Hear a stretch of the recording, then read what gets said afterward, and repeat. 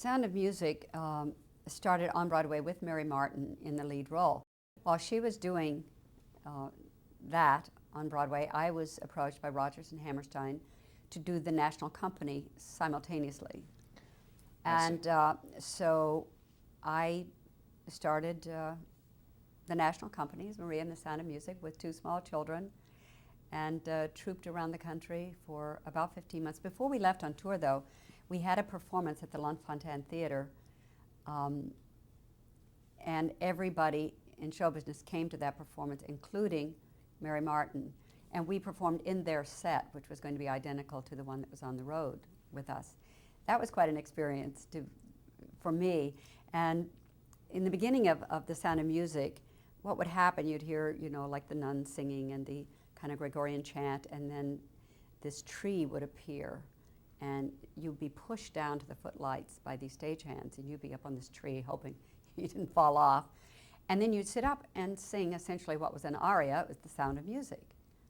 And I remember thinking, oh my gosh, if they wheel me down there and I sit up, nothing's going to come out.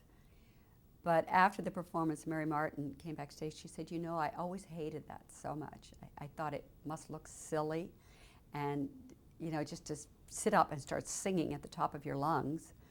But she said, after tonight, she said, it was such a beautiful moment. And she said, I will love it from now on. And I thought that was pretty neat, coming from Mary Martin. Mary Martin was my Broadway idol, and one of the first things I ever saw was Peter Pan with Mary Martin. And when she flew through that window and made her entrance with this incredible voice that totally filled the theater, and this presence, I just, I fell madly in love with her and just remained in love with her, still love her.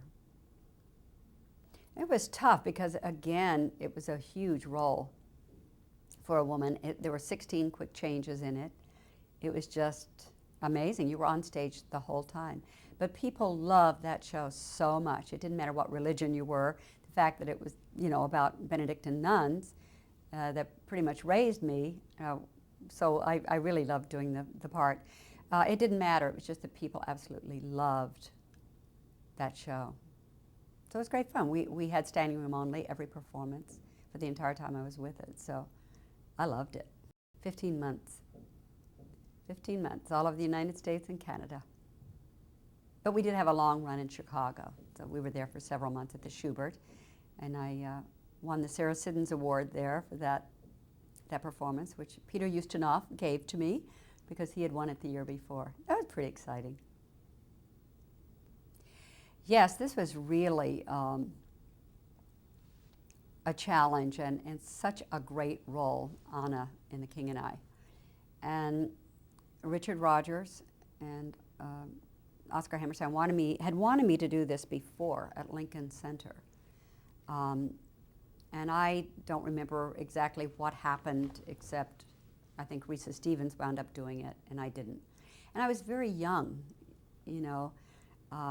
when I did The King and I, Ricardo Montalban was the king, and we opened the Los Angeles Music Center. It was quite a prestigious event to be a part of. And, I was, I think, 26 years old. I did a lot of research on Anna and found out that she was actually my age.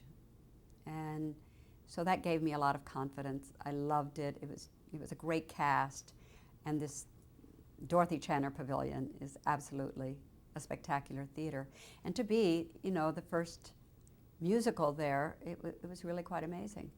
But I remember, it was about this time I stopped reading critics, I guess, but Cecil Smith, who was the LA Times critic, he gave me a very, very good review, and he said, however, I think she's a little young for the part. Then who can argue with youth and beauty on the stage? And I thought, well, he should have done some research and found out how old Anna was. It was just that Gertrude Lawrence had created the role, the great Gertrude Lawrence, and she was older when she created it. But she really was a young woman, which made it all the more sexually, intriguing between her and the king. You had to feel that charge between them. And I don't know, I loved doing that role. Ricardo Montalban is one of the true gentlemen in our business. One of the most talented men.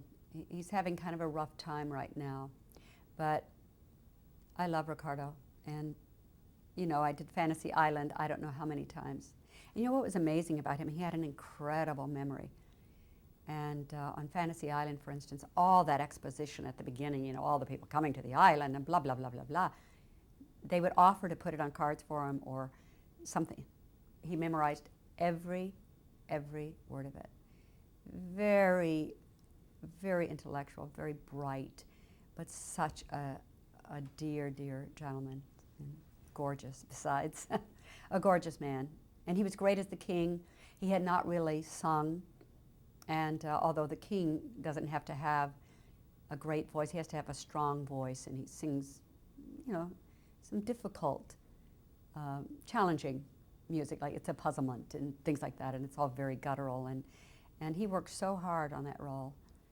And vocally, he would struggle sometimes, you know, 8 times a week doing something like that if you're not experienced. But it was a total joy. I thought he was a fabulous king. We opened the Music Center. We played LA for about 6 weeks, and then we went to San Francisco. And I got pregnant again during this show. And trying to wear those Irene Sheriff gowns, and my costumes had been worn by Deborah Carr in the movie, and they cut them down to fit me. And by the end of that run, I'm going, I wish they hadn't cut these down.